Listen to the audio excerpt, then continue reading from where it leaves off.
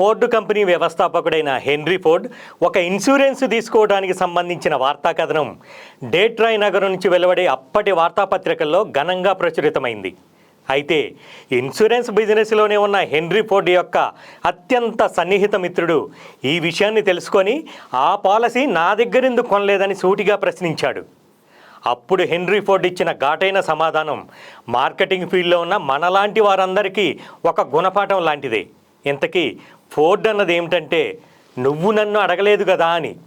ఒక్క henry Ford స్నేహితుడికే కాదు, మన రియల్ ఎస్టేట్ రంగంలో కూడా చాలామంది మొహమాట పడో వీరు కొంటారో లేదో అనో అత్యంత సన్నిహితులకు కూడా చెప్పకపోవడంతో మనం చేస్తున్న కంపెనీలోనే వేరే వారి దగ్గర ప్లాట్ తీసుకున్న సందర్భాలు చాలా ఉన్నాయి. తెలిసిన వారికి తెలియని వారికి ప్రతి ఒక్కరికి మన వెంచర్ల గురించి చెప్తూ ఉంటేనే రియల్ ఎస్టేట్లో సక్సెస్ జర్నీ చేస్తూనే ఉంటాం.